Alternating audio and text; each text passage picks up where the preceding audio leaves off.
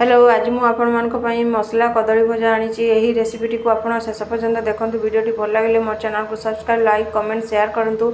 यही कदली भजार स्ट्रक्चर देखूँ किपरि भाव में पूरा कुरकुरा एवं टेस्टी आपण मैंने थोड़े ट्राए करके देखूँ। यहाँ खाइला आपण माछ को भी खाइबा को भूली जाए।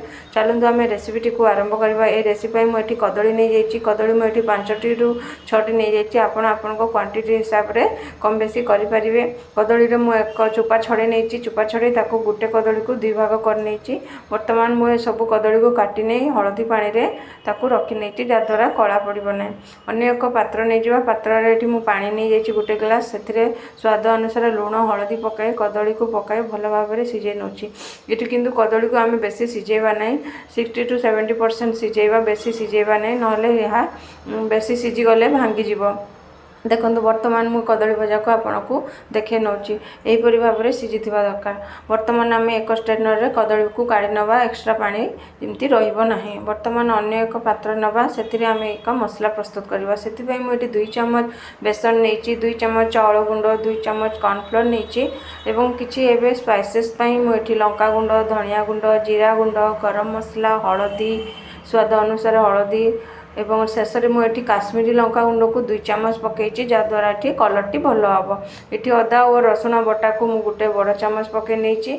शेष में मुझे गोटे चम्मच राशि पकई राशि पकड़ा फल आमर कदली भजाटी बहुत भल लगे। से मुझे कदली भजार गोटे चम्मच राशि पकई गोटे स्वाद अनुसार लुण पकई भल भाव में मिक्स कर अल्प अल्प पानी दे तार एक मसला प्रस्तुत करवा। एका सांगे आम पानी देवा नहीं टिके अल्प अल्प पानी दे तार एक मसला डो प्रस्तुत करवा।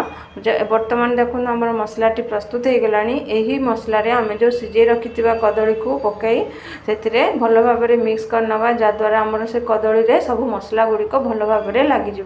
देखो यहीपरि भाव में सब मसला गुड़िक लगे नवा। बर्तमान आमर एक अन्य एक पैन नवा। पैन नहीं कि 2 चम्मच सोरिष तेल पकई तेलटी भल भाव में गरम है से आम जो मसला कदली को आम रखी से कदली मसला को आम ए पकई भल भाव में भाजी नवा।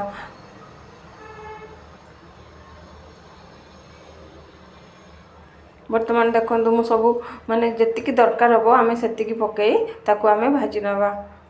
2 पाख लाल होगा तक आम भाजी नवा। यही समय आम गैस टी कम रे रखी 2 पाख लाल होगा तक भाजी नवा। जी पेन रे जगह हम से आम कदली को नेबा। यहीपरि भाव में आम कदली को आम करके खातु देखिए निश्चित। माछ भजा भी माछ भजाटू भी यह कदली भजा बहुत टेस्ट आसो। बर्तमान देखो मु 2 साइड लाल होगा तक भाजी देली।